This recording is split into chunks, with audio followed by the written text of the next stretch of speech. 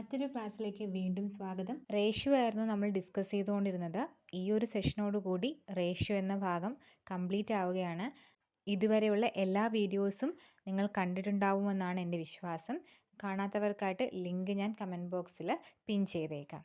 Type 4 വരെ നമ്മൾ complete ആയി. ടൈപ്പ് 5 ആണ് നമ്മൾ ഈ ക്ലാസ്സിലൂടെ ഡിസ്കസ് ചെയ്യാൻ പോകുന്നത്. സോ നമുക്ക് വീഡിയോയിലോട്ട് പോകാം. ടൈപ്പ് 5 എന്ന് പറയുന്നത് നമ്മൾ മുന്നേ പഠിച്ച ടൈപ്പ് 3യുടെയും ടൈപ്പ് 4ൻ്റെയും ഒരു കോമ്പിനേഷൻ ആയിട്ടാണ് വരുന്നത്.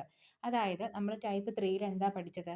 ഒരു 3A 5A ആ രീതിയിലല്ലേ? അതായത് പ്രോഡക്റ്റ് ആയിട്ട് വന്നാൽ നമ്മൾ എങ്ങനെ റേഷ്യോ കണ്ടുപിടിക്കും. അതുപോലെ ടൈപ്പ് 4ൽ പഠിച്ചത് എങ്ങനെ ഡിവിഷൻ രീതിയിൽ വന്നാൽ എങ്ങനെ റേഷ്യോ കണ്ടുപിടിക്കും.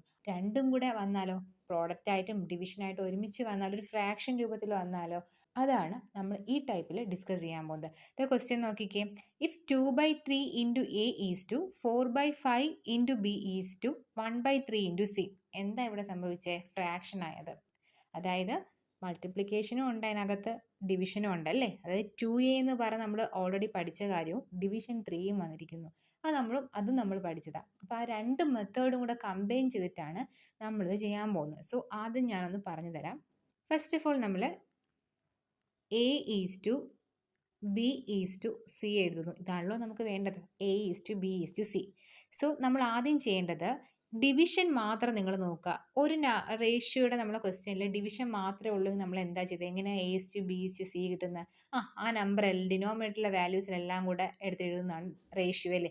അത് തന്നെ നിങ്ങൾ ഇവിടെയും ചെയ്യുക. എന്തെഴുതുന്നു നിങ്ങൾ? 3, 5, 3 അതാദ്യം എടുത്തെഴുതുക.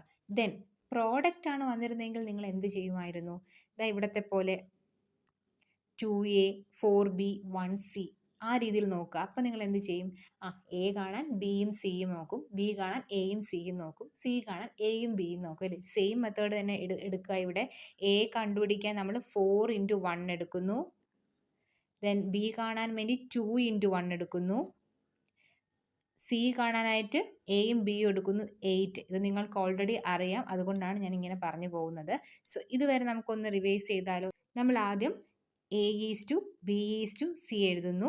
ദെൻ നമ്മൾ ആദ്യം ഡിനോമിനേറ്ററിലുള്ള വാല്യൂസിൻ്റെ റേഷ്യോ ആണ് നോക്കാൻ പോകുന്നത്. അത് നമുക്ക് ഓൾറെഡി കഴിഞ്ഞ ക്ലാസ്സിൽ പഠിച്ചു. 3, 5, 3 തന്നെയായിരിക്കും അതിൻ്റെ റേഷ്യോ എന്ന് പറഞ്ഞത്. അത് നമ്മളിവിടെ എഴുതി 3, 5, 3. ദെൻ നമ്മൾ 2A 4B 1C ആണ് മുകളിലുള്ളത്. സോ അതിൻ്റെ റേഷ്യോ എന്ന് പറയുന്നത് നമ്മൾ ഓൾറെഡി പഠിച്ചു. ആദ്യം നമ്മൾ എ നോക്കത്തില്ല, എക്ക് വേണ്ടിയിട്ട് 4ഉം 1ഉം നോക്കും. സോ 4 കിട്ടി. ദെൻ ബി നോക്കത്തില്ല, ബിക്ക് പകരം എയും സിയും നോക്കും. അപ്പോൾ ആൻസർ എന്ത് കിട്ടും? 2 എന്ന് കിട്ടും. ദെൻ സിയുടെ നോക്കുമ്പോൾ എയും ബിയും നോക്കും, 8 കിട്ടും. ക്ലിയർ ആയോ? ദെൻ നമ്മൾ സെക്കൻഡ് ടൈപ്പ് പഠിച്ച പോലെ മൾട്ടിപ്ലൈ ചെയ്യാം. എയുടെ കറസ്പോണ്ടിങ് നമ്പേഴ്സിനെ മൾട്ടിപ്ലൈ ചെയ്യും, ബിയുടെ കറസ്പോണ്ടിങ് നമ്പേഴ്സിനെ മൾട്ടിപ്ലൈ ചെയ്യും, ദെൻ സിയുടെ നമ്പേഴ്സിനെ മൾട്ടിപ്ലൈ ചെയ്യും. സോ നമുക്ക് ആൻസർ എന്ത് കിട്ടും? 12:10:24 കോമൺ ഫാക്ടർ ഉണ്ട്. നമുക്ക് പകുതി എടുക്കാം, കാരണം രണ്ടും കൊണ്ട് ഡിവൈഡ് ചെയ്യുക, പകുതി എടുക്കുക എല്ലാത്തിൻ്റെയും. സോ 6:5:12 ആയിരിക്കും നമ്മുടെ റേഷ്യോ. നെക്സ്റ്റ് ക്വസ്റ്റ്യൻ നോക്കാം. If 3/5 into A is to 2/7 into B is to 1/3 into C, then find a is to B is to c. എങ്ങനെ കണ്ടുപിടിക്കും? നമുക്ക് ആദ്യം ഡിനോമിനേറ്ററിലുള്ള വാല്യൂസിൻ്റെ അല്ലേ, ഡിനോമിനേറ്ററിലാണ് വാല്യൂസ് ഉള്ളതെങ്കിൽ നമ്മൾ അതേപടിയാണ് റേഷ്യോ എഴുതുന്നത്. സോ അതുപോലെ എഴുതി 5, 7, 3 എന്ന. ദെൻ നമ്മൾ പ്രോഡക്റ്റ് ആയിട്ട് വരുന്നതിൻ്റെ കണ്ടുപിടിക്കേണ്ട മെത്തേഡ് എന്താണെന്ന് അറിയാം. സോ അത് നമ്മളിവിടെ എഴുതി. എ കണ്ടുപിടിക്കാൻ ബിയും സിയും നോക്കും, ദാറ്റ് ഈസ് 2 ആണ് ആൻസർ. ബി കണ്ടുപിടിക്കാൻ നമ്മൾ എയും സിയും നോക്കും, ദാറ്റ് ഈസ് 3 ആണ് ആൻസർ.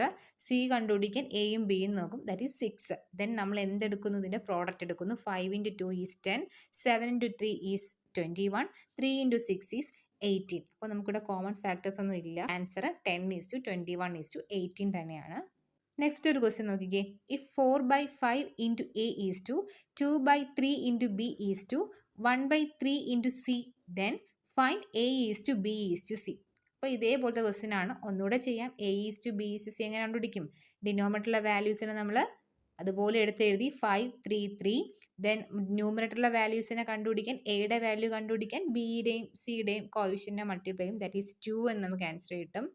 ദെൻ ബിയുടെ വാല്യൂ കണ്ടുപിടിക്കാൻ 4 ഇൻറ്റു 1 ഈസ് 4. സിയുടെ വാല്യൂ കണ്ടുപിടിക്കാൻ എയുടെയും ബിയുടെയും കോവിഷ്യൻ്റ് എടുക്കുക, ദാറ്റ് ഈസ് 4 ഇൻറ്റു 2 8 എന്ന് കിട്ടും.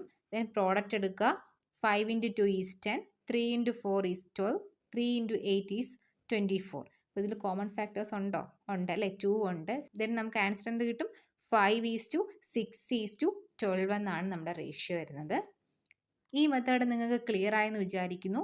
നിങ്ങൾക്ക് ചെയ്യാനായിട്ടൊരു question, if 2/3 into A is to 5/4 into B is to 2/7 into C, then find A is to B is to C. നിങ്ങളിത് ചെയ്ത് ആൻസർ കമൻറ്റ് ബോക്സിൽ ഇടുക. ഈ മെത്തേഡ് നിങ്ങൾക്ക് മനസ്സിലായെന്ന് വിശ്വസിക്കുന്നു. നിങ്ങൾക്ക് ഈ വീഡിയോ ഇഷ്ടപ്പെട്ടെങ്കിൽ നമ്മുടെ ചാനൽ സബ്സ്ക്രൈബ് ചെയ്യുക, ലൈക്ക് ചെയ്യുക, ഷെയർ ചെയ്യുക.